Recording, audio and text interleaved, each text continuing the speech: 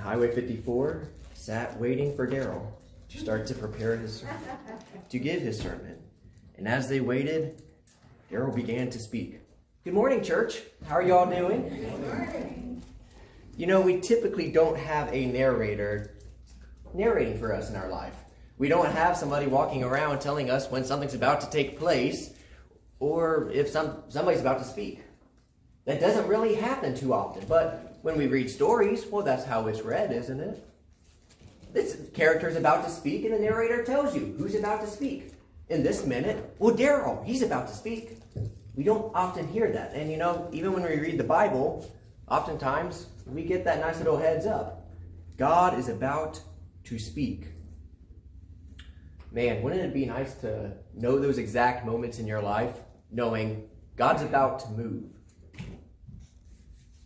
And then something happens. God's about to speak, and you hear God speak. We don't have that kind of narrator in our life, do we? Oh. Man, it would really be nice if we had some kind of biblical example of this situation, wouldn't it? Well, since I've set it up this way, we're probably guessing, yes, there is. So we're going to look at that one today, because we are looking at a biblical example of someone who didn't have this kind of, and God spoke, narration to it. It's a story that we can relate to pretty closely. So, there's an opportunity to either trust and look for God at work in our lives, or we can just see our life as, well, just a fluke of nature, a coincidence, pure luck, or whatever we want to say, a flip of a coin, all the chances, whatever. There's an opportunity that we have to see life, and we're looking at this perspective today. So, perhaps you need to rediscover God like Esther did. We're looking at the book of Esther. This is now just 100 years after what we talked about last week, Daniel. Remember Daniel, he was taken captive by King Nebuchadnezzar, and there's this big empire. And, well, the empire was Babylon, and they're taken over, and now we enter into the Persian Empire. We've got a new king that's in rule, who's in reign. And there was this banquet that, well, he likes to drink a little too much, often, very much so. And he, in today's terms, I'm going to say it, I know we're at church, but in today's terms, he was a playboy. We would think of Tony Stark or any, like what, but he was at this banquet, and after spending a lot of time with all his men, he was like, oh, where's my wonderful wife? Let's show her off. And so he asks to have his wife come in, and she's like, I'm done with this? No. And he's like, oh, well, I am the king. How would you refuse me? And some of his guards are like, hey, this is not good. Anybody else would think that now their wives could speak poorly against their husband. And that was terrible. They're like, we can't let this happen. And he says, something must be done. And the king says, well, let's get rid of her. So, whoosh, she goes. Bye-bye. Oh, well, now he's without a queen. Oh, silly me. How did I forget? Okay, well, send out a decree to get all the virgins in the area and bring them to me. And, well, at the time, it was whoever pleased him the best would become his new queen. Enters Esther. Again, this is 10 chapters, and we are going to go through them quickly today. But we see this Jewish person, Esther, but she doesn't reveal necessarily her identity to the king right away. See, she had a cousin, which became like her guardian, somebody that raised her up, and it's Mordecai. And Mordecai said, let's not reveal your Jewish identity yet. She says, okay, you are my guardian and I will listen. Well, we're going to be seeing this other person come in. We see this guy named Haman. He's a high official, and he's sitting right beside the king, and he's got a lot of power. He's got a lot of power with the king, and he keeps getting elevated. Every little time he can get a job promotion, well, here comes Haman with another job promotion. And his head is getting big. Ego coming on. I mean, Haman is getting elevated. Well, there's one day that Mordecai is off to the side, and Haman's walking through the town, and he's expecting everybody to bow down to him. Except Mordecai refuses. He just looks as Haman goes by, and ooh, man, talk about stomping on Haman's pride. He was upset that this guy would not bow down to somebody like me. He's getting a little frustrated. Well, Mordecai was a Jew. He didn't worship other beings. He only worshiped God. So Mordecai kind of gets this little picture, and he sees that all the Jews could be a potential threat to the king. You know, this king, this is why it concerns you. They could be a potential threat to you. It's you, king, that I'm worried about. But we really need to get rid of these Jews. They could be a threat to the kingdom. So the king says, yeah, okay, well, that kind of makes sense. We don't want to see some kind of rebellion or anything take place. So, Haman, I trust you. I'm giving you the power to make a decree, to make a plan, to do as you will. And you know what? I'll even give you my signet ring, which was like his signature. I mean, this is the king giving all of his power over to Haman, a very trusted official. Haman's got the power to do whatever he wants. I mean, he's got the Infinity Gauntlet. Like, he can do whatever he wants at this minute. Well, he goes ahead and he makes a decree. He makes a decree by casting lots, which we could think of it as like casting dice. I mentioned a flip of a coin earlier. Well, kind of that picture. He goes ahead and flips a coin, and it's set out to be on a specific date that there will be a great battle to kill all the Jews in the area. 127 providences.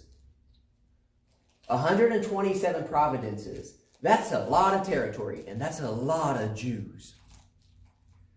It just so happened, Sam knows this too. I set up Esther for this to take place on this day about a month and a half ago, not knowing how important this day is. While I was studying, I found out that this day that Haman had flipped for happened to be March 7th in our modern terms. That's today. Woo! Well, I'm glad we're talking about this today then. March 7th is the day that that Haman has set out that the Jews are going to be killed. It took place about a year later is when it was set. They had a year to plan and to get ready. Oh, okay. Well, as I had said, that message went out to 127 providences. And of course, Mordecai had seen the letter that was written, and he saw a note that this is taking place. So he sent word to Esther, which is now Queen Esther. He sent word to her saying, yeah, Haman just said that all of us Jews were going to be killed. And I think you might be able to do something about it. And even in a lot of the commentaries and notes, it just seems like the Jews never get a break. I mean, we were looking at Egyptian with Moses, the Exodus. We saw Daniel, we see Esther, and then a lot of people nonstop kept pointing out, even in not our time, but as of recently, Hitler and the Holocaust. I mean, it's just like, it's crazy how often the Jews cannot get a break. But Mordecai wanted to inform Esther about this plan, and now says, you should go ahead and let the king know about your true identity now. You should reveal that you are also now in the place of a threat, that your life is on the line. But Esther shares some concern because she knew that if anybody outspoke their turn before the king, well, if he didn't find favor in you, that's it. You're done for. So, of course, Esther is a little concerned about going before the king and saying, I could be killed if I would speak out of turn before the king, if he hasn't even requested me, and he hasn't even requested me for about a month. Let's look at Esther chapter 4. Esther takes place, when you're trying to find it, it's after all the Kings and Samuel and Chronicles, but it's before Job and Proverbs and Psalms. And so, I mean, there's two big, large passages. If you see any one of those, then you know it's in between those. But Esther chapter 4. I want us to read through 10 through 17 real quick. When Mordecai had shared this information with Esther through a messenger. In verse 11, it says, all the king's servants and the people of the king's providences know that if any man or woman goes to the king inside the inner court without being called, there is but one law, to be put to death, except the one to whom the king holds out the golden scepter, so that he may live. But as for me, I have not been called to come to the king these 30 days. And then they told Mordecai what Esther had said. And Mordecai told them to reply to Esther. I mean, we got this messenger thing going back and forth. Do you think to yourself that in the king's palace, basically, are you safe? Do you think that you're safe in the king's palace? That you will escape any more than all the other Jews? Esther, for if you keep silent now at this time, relief and deliverance will rise for the Jews from another place, but for here, for you and your father's house, we will perish. And who knows whether you have not come to the kingdom for such a time as this. Again, we don't have a narrator necessarily speaking into our life. We don't have this booming voice coming over saying, and God is about to do, and then whatever that moment is. This story relates to us saying, is this a time where God is going to really do something through this moment? Is that why I'm here right now? Could this be that moment? Could this be that time? Mordecai says, perhaps this is the reason why you became queen at this time right now.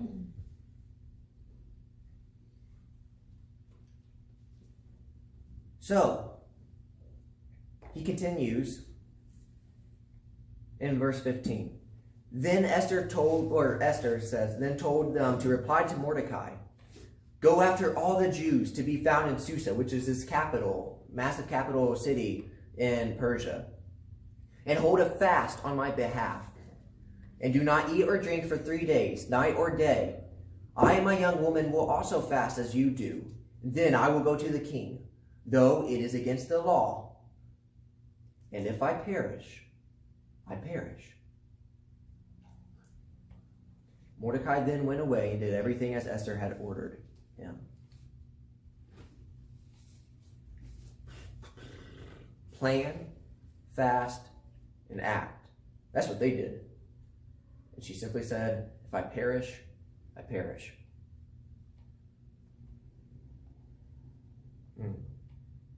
There are sometimes we definitely need to speak up in our culture. And I don't necessarily think that that's exactly to be brought out into our life. I'm not necessarily going there. But I think this is still an example for us. And I want us to keep going through Esther's plan and what takes place. So we hit a pretty pivotal moment. We're coming up to a pivotal moment where everything becomes an ironic reversal. So Esther goes ahead and sets up this first banquet to tell the king what's taking place.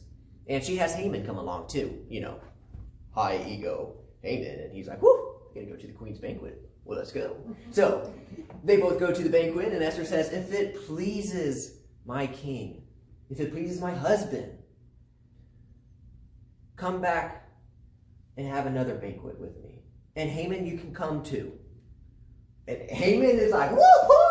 Oh yes, I get to go to I get to go to her very special banquet. She's got a huge plan to tell the king something, and I get to be right there. So he's like going about bragging, and he's leaving this place, this palace, and he's going out, and guess who he sees as he leaves the place? Haman. And of course, his ego is not Mordecai's, but Haman's ego is really high right now. And he sees Mordecai not bow down to him again. He says, that's it. This is fine. That's the last straw. I can't handle this anymore. I know the Jews will be taken care of later. I got to get rid of Mordecai now. I cannot go another day with him breaking down my ego. And so he goes home and he tells his family and friends the great news about getting to go to the special banquet. But then he's like, oh, but there's something else that's just driving me crazy. And it's this Mordecai guy. And they're like, well, how about you set up the gallows? Oh, this is a 75-foot pole that would be dropped into the ground with a very sharp point on the top, and they would put a person on that. 75 feet in the air, gallows. His family and friends says, how about you just do that, get rid of Mordecai, and you can do that in the morning.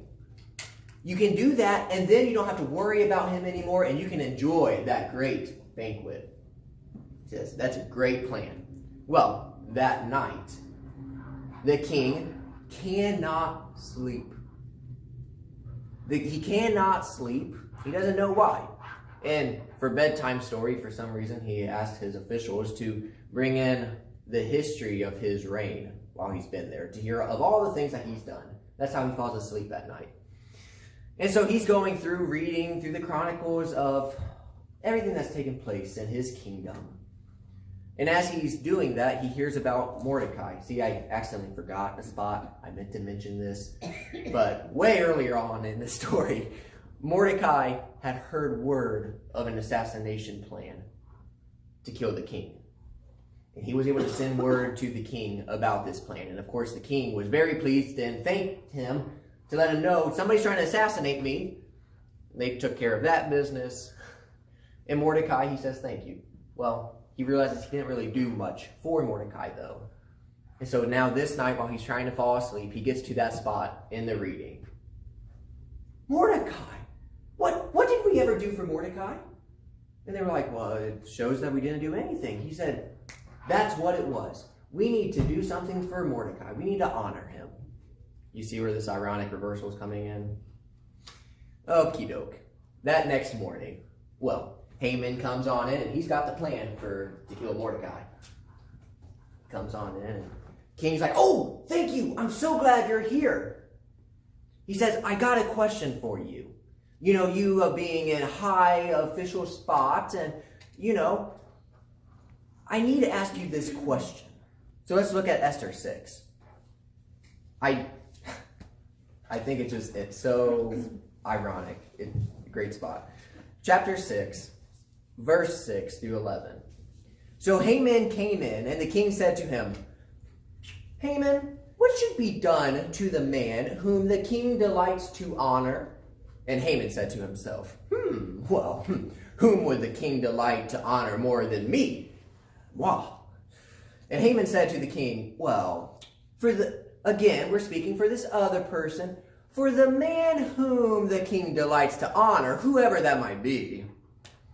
Well, let royal robes be brought, which the king himself has worn, and the horse that the king has ridden, and on whose head a royal crown is set.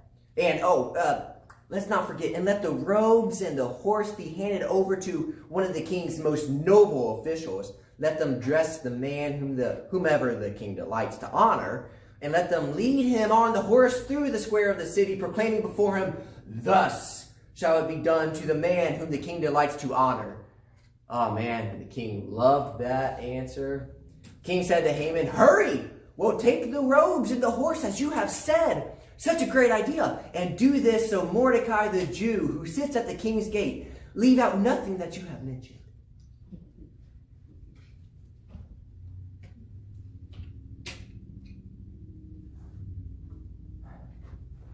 So Haman took the robes and the horse, and he dressed Mordecai and led him through the square of the city, proclaiming before him, thus shall it be done to the man whom the king delights to honor. Haman's pride, we could say, was stomped on. Afterward, Haman still needs to head to this special banquet, though, that Esther has set up. Not knowing what was going to take place there, we kind of see where this is all headed. Well, Esther and Mordecai, yes, plan to reverse this decree, but we see Esther's second banquet. And at this second feast, Esther now reveals Haman's plot to kill all the Jews, and she says, also, I'm a Jew. I'm a Jew, and this is my family that Haman is planning to kill. And my life is on the line as well. And the king is outraged with this, and he stomps out. Well, he's also drunk, again. That's what he does often. But he leaves out in a drunken rage, and as he comes, well, Haman is like, oh, please, Esther, like, save me. Like, why did you reveal this plan? Well, he got a little too close to Esther that when the king came in with his drunken rage, he took Haman as doing something else or trying to be beside his wife. He says, I cannot believe you. Now you're trying to, in my own house, take my wife? He says, you know what? You know what? No. That thing, or he hears word that Haman was coming in to put Mordecai on this gallows. And the drunken king is like, you know what? No. You put Haman on there. Oh. He was a little frustrated. Okay, well that is the end of the story for Haman. But we see that Haman, yes, is hanged on the very pole that Haman had prepared for Mordecai. And then we see the king now, once again, honor Mordecai with the same power that he gave Haman, the signet ring. He says, Mordecai, here you go. Do whatever you need to do to be able to reverse the decree. I know you can't get rid of it, but do whatever you can to help your people. And so, that's what they do. They find a way to counteract Haman's plans, which will save the Jews. And again, like I said, that battle took place in our modern terms, not lunar calendar, but in our modern terms, on March 7th of 473 BC. Today marks that day, 2,492 years ago. The day when the Jews had the rights to be able to defend themselves from anybody that was coming to try to attack and kill them. And now the Jewish calendar still celebrates Purim. And that's their holiday. The day that they were able to see God at work. Again, provide and providence their lives. Was there any narrator? Was there any narrator saying this is exactly what God is doing in this moment? At least in this story, we don't see that. It was their job to choose. Were these just events of coincidence? A flip of a coin? Or was this God at work? They chose to celebrate another day of God's providence prevailing, following through. And this story is pretty enlightening. It's relatable for each of us. Because like I said a few times, we don't have this narrator in our life telling us, and then God about spoke and said, God about acted and did. We don't have those moments. This story is relatable for each of us. But, you know, like Daniel, when we looked at Daniel, there wasn't really anything bad to be said against Daniel. It was a really good, high-standing moral character. Esther and Mordecai, though, well, they didn't necessarily follow all the Torah commands. They didn't necessarily follow by strictly what they were supposed to do. Some would say they were not 100% faithful. They had some flaws too. Oh, well, now this story became a little bit even more relatable. I wasn't always perfect, and I'm still not always perfect. A lot of us still aren't always perfect either. The Bible Project had shared that these are characters of trust and hope. When we look at Esther, we see trust and hope. God can and does work in the real mess of, well, when we looked through this book in Esther, there was a lot of moral ambiguity. It's not just because it was written doesn't mean that this is all okay to do. But there's a lot of mess, a real mess and moral ambiguity of human history. And he uses the faithfulness of even some morally compromised people to accomplish his purposes. Guys, that's where grace comes in. It's where grace comes in for each and every one of us. So this story doesn't just relate because we don't have a narrator in our life, but because these aren't perfect people either. We relate with the story of Esther. He goes on to say this really good point. So the book of Esther asks us if we are willing to trust in God's providence, even when we can't see it working, even when we don't hear the narration taking place, and to hope that no matter how bad things get, God is committed to redeeming his world. As I already said, Mordecai and Esther were not perfect characters, yet they had hope that God would be working, and God worked through them, male or female. And as some of my mentors have said, when you say yes to God, doors open. And I've seen that so often in my life. When I keep saying yes to God, things take place. We don't know exactly what will happen. We don't have the narrator in our life telling us what's happening up ahead. Sometimes, even like Esther, it said, if I perish, I perish. But this is what we must do. Sometimes we have those moments. I don't know exactly what's going to take place next, but this is what we must do. So, take this example of Esther to see God working even without the narrator in our life. And apply that into your life. Oftentimes we don't have the loudspeaker narrator telling everybody what's taking place. And I know for some of us here, through 2020 and through 2021, we definitely saw God working at hand. We saw a lot of prayers being answered. We saw a lot of recovery taking place. And for some, well, maybe we've seen it in other people's life, but it might have been a while since we've been waiting in silence. We haven't necessarily felt like we've had that narrator telling us, this is what God's doing. I haven't maybe felt or heard God's word taking me in the next direction.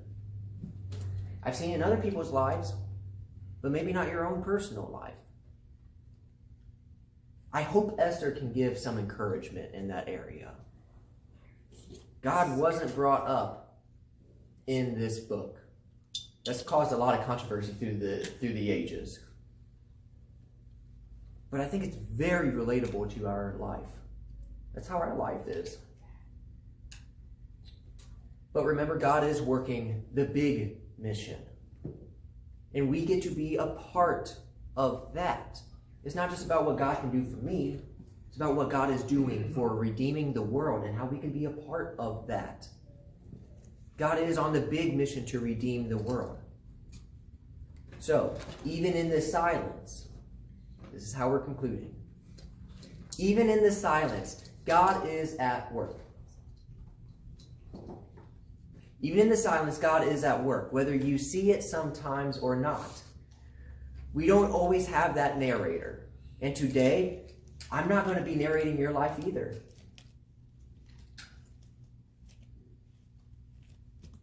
I'm not narrating your life. But offering you the opportunity to dive in, like Esther, to see where God is working, what he is doing in the big mission of redeeming the world. But I'm not your narrator. So I hope that today and as we continue forward. That as you rediscover God with fresh eyes, I hope you take the opportunity to look like Esther did and to see what God is doing even without the narration. Will you all pray with me?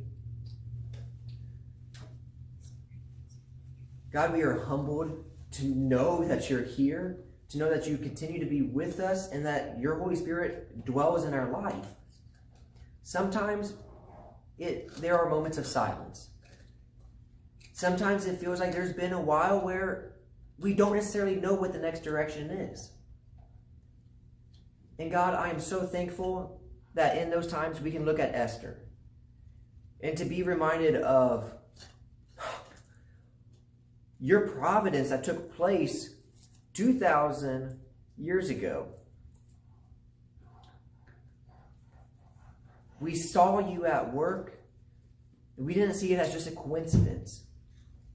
But we saw people saying yes to you, God. And we saw your mission taking place. Thank you for this big mission to still be taking place today. That it hasn't ended and that we get to be a part of it.